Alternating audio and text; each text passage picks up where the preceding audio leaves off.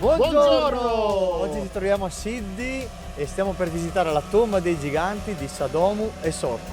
Siamo ancora in presenza dell'archeologa Ilaria Montis. Buongiorno. Che con le sue conoscenze e la sua competenza ci guiderà alla visita di questo stupendo monumento. Ma tutto questo dopo la sigla!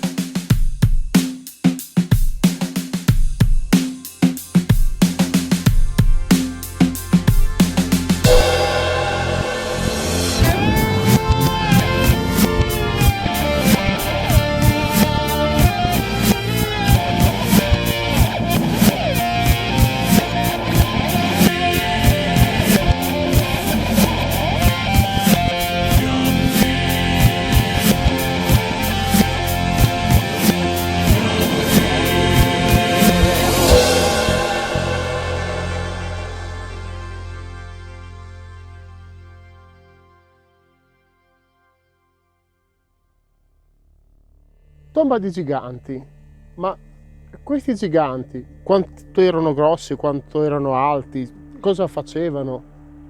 Ci puoi dire qualcosa, Ilaria? Beh, allora, chiaramente questa è una domanda che fanno in tanti, anche se può sembrare strano.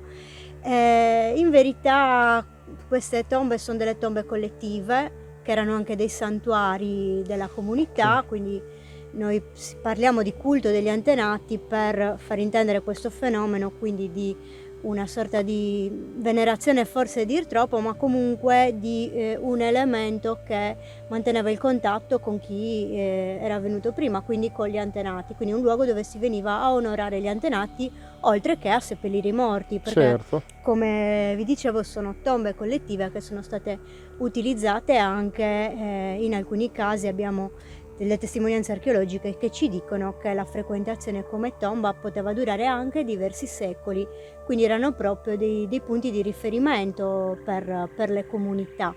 Chiaramente la loro monumentalità poi in tempi molto più recenti ha dato vita alla denominazione popolare di tombe dei giganti, proprio a indicare questa grandezza e questa monumentalità che anche oggi in molti casi possiamo apprezzare. Infatti. Quali caratteristiche costruttive ha questa tomba? Vediamo che comunque è stata costruita, diciamo, con dei conci, come se fosse quasi un nuraghe, mentre invece sì, a volte vediamo delle tombe di giganti con insomma, degli enormi pietroni che sono conficcati nel terreno. Questa pare abbastanza diversa. Sì.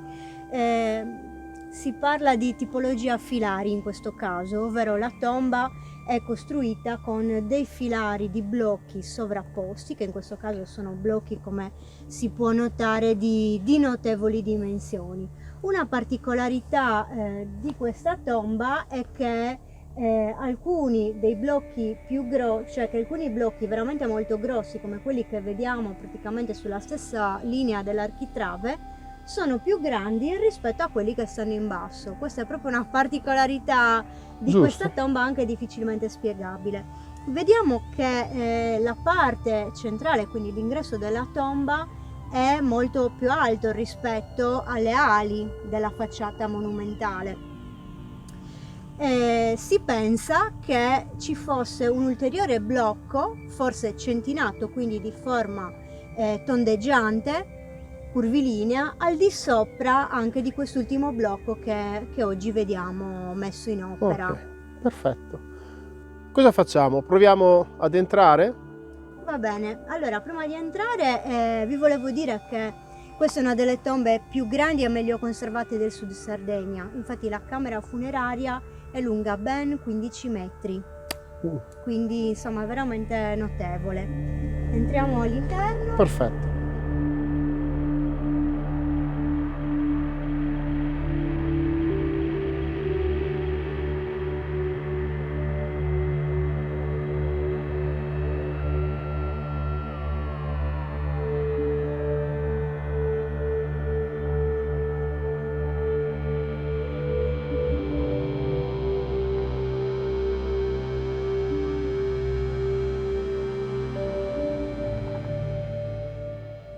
Quindi qui noi possiamo osservare, diciamo, questo corridoio, ma anche con delle nicchie. Mi sembra di vedere un po' nell'oscurità. Sì, allora un'altra particolarità di questa tomba è proprio la presenza di questa grande nicchia ricavata proprio nello spessore murario. Non è l'unica, abbiamo anche altri esempi di tombe dei giganti con delle nicchie, però comunque è una caratteristica abbastanza rara. A cosa servissero queste nicchie? Si può ipotizzare, per esempio, anche a mettere delle offerte funerarie o ecco, qualche altro oggetto, qualche altra cosa che poteva Ok, perfetto. servire, perché ricordiamoci che le tombe, essendo delle tombe collettive, come dicevo, usate per parecchio tempo, venivano comunque riaperte per deporre delle nuove salme. Perfetto, quindi le salme venivano inserite dove? Che qui- Venivano semplicemente infilate all'interno Ho e capito. essendo usate per molto tempo, ecco quello che si ipotizza, ma anche dallo stato di conservazione dei resti ossei quando sono stati ritrovati, in questo caso gli scavi archeologici hanno restituito alcuni elementi di corredo e anche il pavimento originario della tomba, che comunque era formato da un acciottolato, quindi comunque era un pavimento curato. Ma purtroppo da questa tomba non provengono resti ossei, questo perché chiaramente è difficile che si conservino i resti ossei, soprattutto in considerazione di quello che può accadere dopo che si smette di utilizzare la tomba, del tipo di terreno e di tante altre variabili. Quindi in alcuni casi abbiamo avuto la fortuna di trovare resti ossei che ci hanno mostrato come venissero utilizzate per lungo tempo, per cui sicuramente i resti più antichi venivano ormai disconnessi e scomposti, venivano spinti in fondo, e così a lungo con il passare del tempo diventava proprio una sorta di ossario. Ho capito. Vedete poi la copertura, in questo caso è a piatta banda, quindi vediamo che le pareti sono aggettanti a formare comunque un andamento quasi cuspidato, ma poi la chiusura è a piatta banda, quindi con dei lastroni che in questo caso sono veramente enormi, come potete vedere, monolitici, che coprivano il corridoio funerario. Facendo qualche ripresa col drone dall'alto abbiamo visto che c'è una sorta di perimetrazione quasi circolare attorno a questo monumento. Ci puoi dire qualcosa di più? Sì, allora prima di tutto non è proprio una perimetrazione, ok? Però si nota che c'è quest'area di forma circolare. Allora, innanzitutto bisogna dire una cosa, che le tombe dei giganti rispetto alle altre tombe a camera, corridoio funerario megalitico che troviamo nel resto d'Europa e in Italia, hanno questa differenza, ovvero la facciata monumentale di forma semicircolare che chiamiamo esedra. Ok. Quindi questa esedra definisce come un cerchio proprio davanti alla tomba, che in alcune tombe è anche delimitato o con betili o con anche dei blocchi che ci fanno vedere proprio quest'area circolare antistante alla tomba.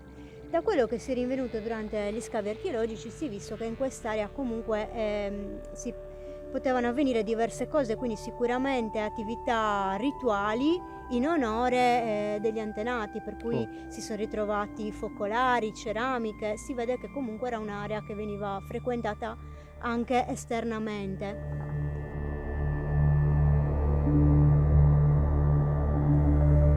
Ecco, poi sempre dall'alto abbiamo visto che questa tomba dei giganti ha sostanzialmente una forma quasi ad Y, no?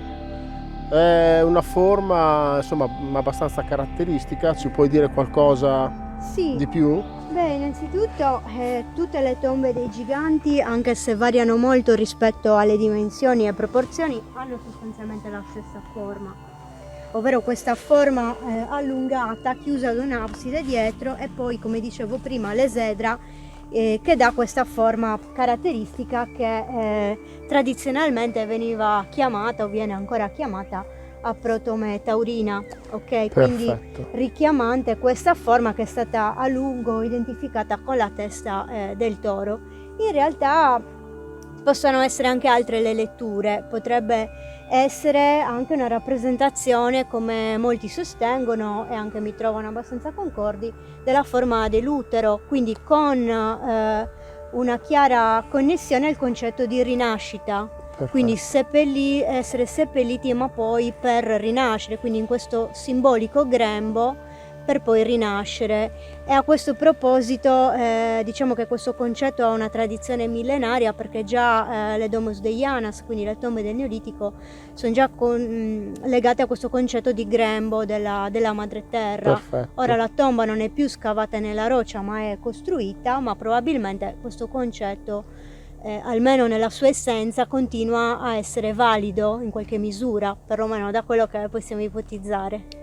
Perfetto, quindi è comunque diciamo un elemento che ancora una volta presenta diverse spiegazioni, diverse ipotesi sostanzialmente, che comunque vuole alla fine dare un messaggio positivo, cioè comunque oltre la morte non finisce nulla, ma c'è comunque una rinascita, quindi vedendo un attimino questa forma tipo forma di utero, oppure anche una rinascita con una certa potenza, pensando poi al toro sostanzialmente, quindi sì, una doppia io lettura. sono più propensa alla prima, ma comunque ripeto, tradizionalmente era questa la lettura simbolica che veniva data, quindi legata al toro.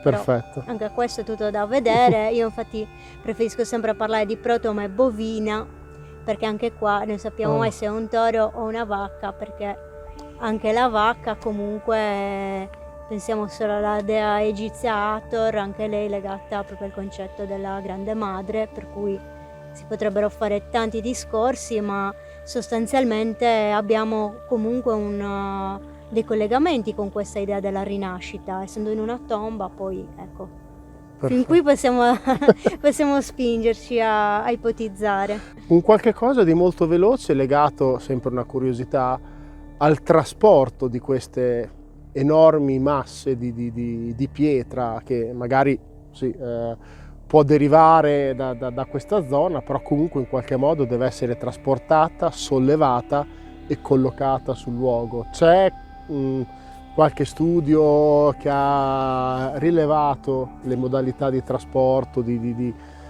sistemazione per poter fare la costruzione?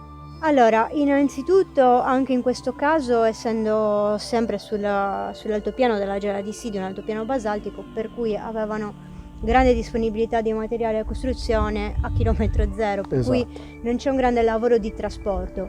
Vero è però che i problemi principali sono posti comunque dalla messa in opera delle pietre, di pietre così pesanti con questa grande maestria.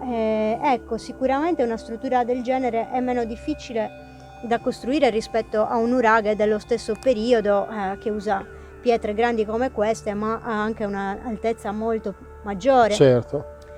Per cui questo problema è un po' una nota dolente, perché è un problema aperto, è difficile come archeologia sperimentale, quindi riprodurre le modalità costruttive dei nuraghi o di strutture come questa tomba dei giganti, per cui diciamo che c'è un po' un punto interrogativo. Sono studi che sono difficili da fare, dovrebbero essere validati in modo sperimentale, questo al giorno d'oggi è praticamente impensabile. Per cui credo proprio che ancora per lungo tempo ci rimarrà questo punto interrogativo di come abbiano fatto a costruire i nuraghi e le tombe dei giganti. Ci sono alcune ipotesi, ma ripeto, finché non le vediamo verificate sperimentalmente, rimangono delle semplicemente ipotesi, delle ipotesi. su cui anche fantasticare. Assolutamente. Ecco, vorremmo chiederti perché hai scelto questo tipo di professione, cosa ti ha spinto, magari anche il fatto di essere nata in una terra così ricca di preistoria e di storia.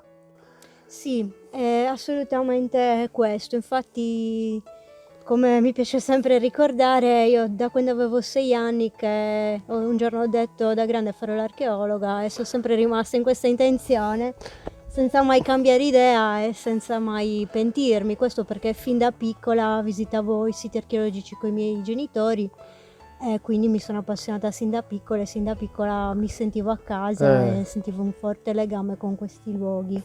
Esatto, quindi formazione universitaria e poi ora libera professionista. Sì. Quale tipo di attività svolgi in generale?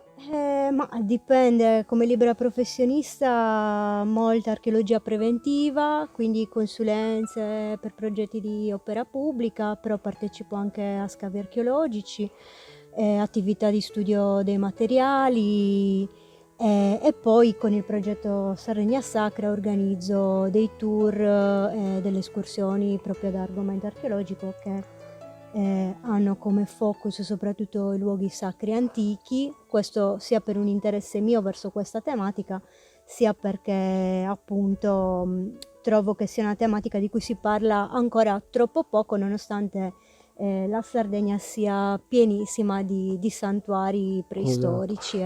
Quindi le persone possono cercarti su web, contattarti per poter appunto visitare assieme a te queste meraviglie sostanzialmente. Come ti si può contattare? Sì, assolutamente. Sul web, dal mio sito sardegnasacra.it viene aggiornato costantemente il calendario degli eventi e dei tour, pagina Facebook Sardegna Sacra e profilo Instagram Sardegna Sacra.